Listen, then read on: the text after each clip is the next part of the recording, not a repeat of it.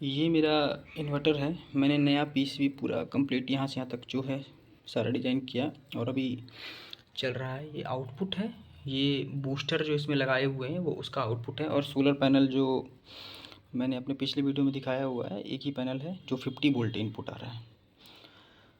तो इनपुट 50 है, आउटपुट में 370 टू 380 के आसपास का आ रहा है। अभी धूप एकदम ना के बराबर है, इस कारण से 375 आउटपुट आ रहा है और ये वेवफॉर्म बन रहा है।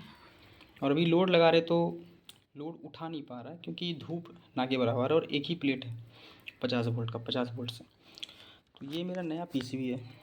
मैंने अपना पुराना पीसीबी ये जो है यहाँ रखा हुआ, ये भी चल ही रहा है, लेकिन इसमें मैंने क्या किया था कि बूस्टर सेक्शन और एचब्रिज सेक्शन जो भी है कंट्रोल सेक्शन को सारा एक पीसीबी में रखा था। इनपुट फ़िल्टर और आउटपुट फ़िल्टर उस दोनों को पीसीबी से अलग रखा था।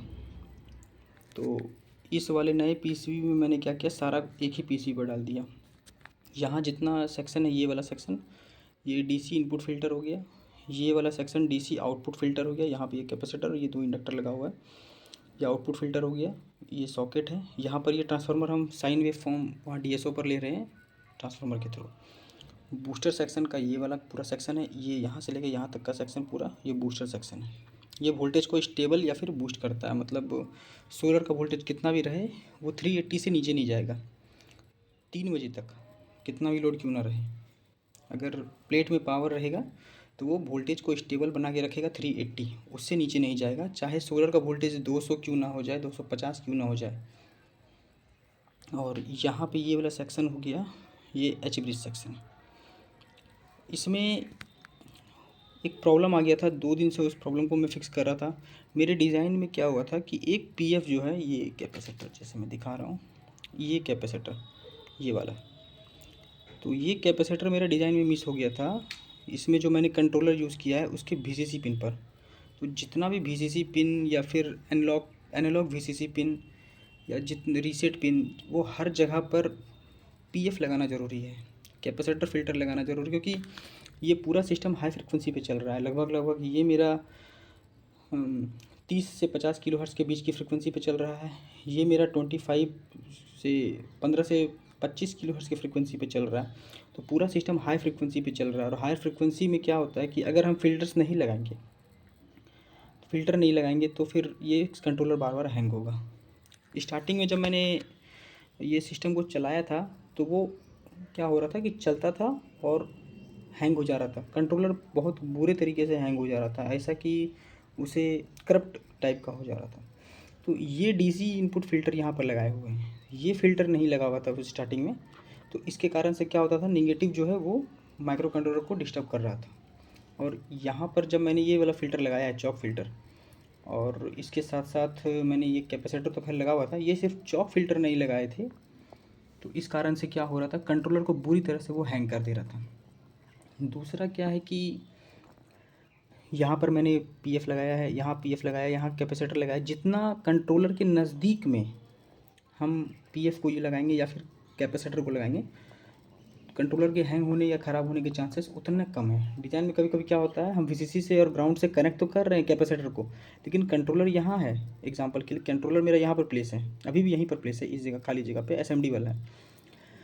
तो यहाँ पर अगर मेरा कंट्रोलर है तो हम कैपेसिटर यहाँ लगा रहे हैं, तो ये दूर हो जा रहा है। बहुत ज़्यादा दूर होने के कारण क्या है, वहाँ पर स्पाइक्स आ जाते हैं, जिस कारण से क्या होता है कि वो हैंग होने के चांसेस बढ़ जाते हैं।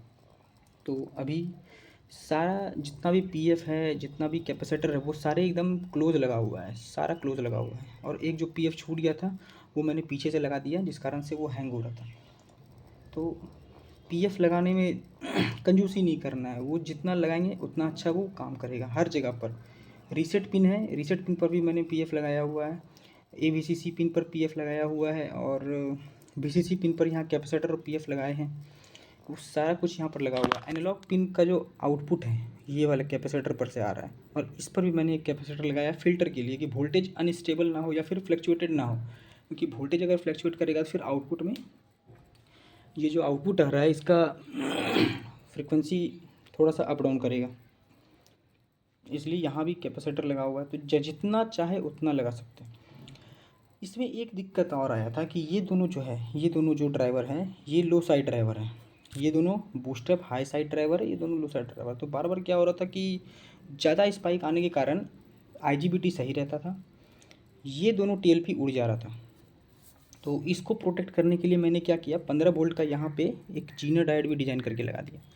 अब अगर गेट वोल्टेज थोड़ा सा भी स्पाइक के कारण अगर 15 से ऊपर आ जा रहा है तो ये TLP पर वोल्टेज हाई जा नहीं रहा है, ये जो जीनर डायोड लगा हुआ है वो उस ओवर वोल्टेज को ग्राउंड में खींच दे रहा है। तो इस कारण से मेरा TLP ख़राब नहीं हो रहा है अभी फ़िलहाल। तो अभी मैं टेस्ट ही कर रहा हूँ, लेकिन ये कॉन्सेप्ट जो है वो उसी के लिए यूज़ किए हैं, क्योंकि TLP ख़राब होने का कारण यही है कि गेट पर से वोल्टेज जो है इनपुट TLP के आउटपुट पिन पर ज़्यादा आ जा रहा है, जिस कारण से वो ख़राब हो रहा है, क्योंकि हाई साइड में आ नहीं रहा है और लो साइड डायरेक्ट ग्राउंड से कनेक्ट रहता है, तो वहाँ से वो हाई स्पाइक मार दे रहा था। तो बार बार ये 2 TLP ख़राब हो रहा था। अभी फ़िलहाल मैंने चारों पर लगा दिया है, यहाँ पर 16 वोल्ट का 15 वोल्ट का जीनर डायोड। अब यहाँ से वोल्टेज अगर हाई कम कभी कभी चला भी जाएगा तो वो जीनर के थ्रू क्या होगा, ग्राउंड हो जाएगा। तो अभी तो फ़िलहाल ये टेस्टिंग मोड में।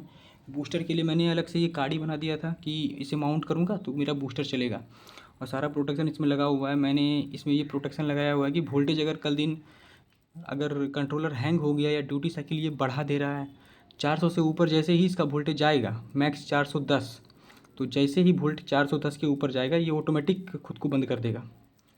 ये इसमें प्रोटेक्शन लगा हुआ है। और अगर कल दिन वोल्टेज सेंसर ख़राब हो गया, तो वोल्टेज सेंसर ख़राब होगा तो अगर वो आउटपुट 0 दे रहा है तो उस कंडीशन में भी ड्यूटी साइकिल क्या है, फूल जाएगा, क्योंकि वो खोजेगा अपना डिजायर्ड वोल्टेज। तो उससे प्रोटेक्ट करने के लिए मैंने इसमें ये लॉजिक डाला हुआ है कि 5 अटैम्प्ट तक अगर ओवर वोल्टेज का प्रोटेक्शन पे ये गया तो कंट्रोलर खुद को शट डाउन कर देगा।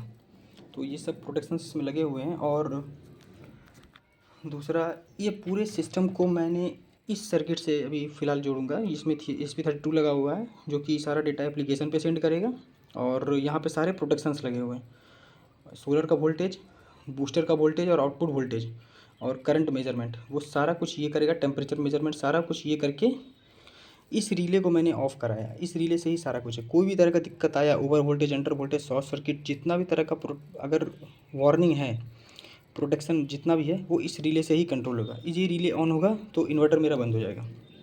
तो वो सारा कुछ ये कंट्रोल करेगा, और इसके थ्रू हम सारा सिस्टम को अपने ऐप से भी कंट्रोल कर सकते हैं। तो इसे मैं जब कंप्लीट अभी फिक्स कर लूँगा उसके बाद सारा सिस्टम को एक बार चला के दिखाऊँगा विथ डिस्प्ले।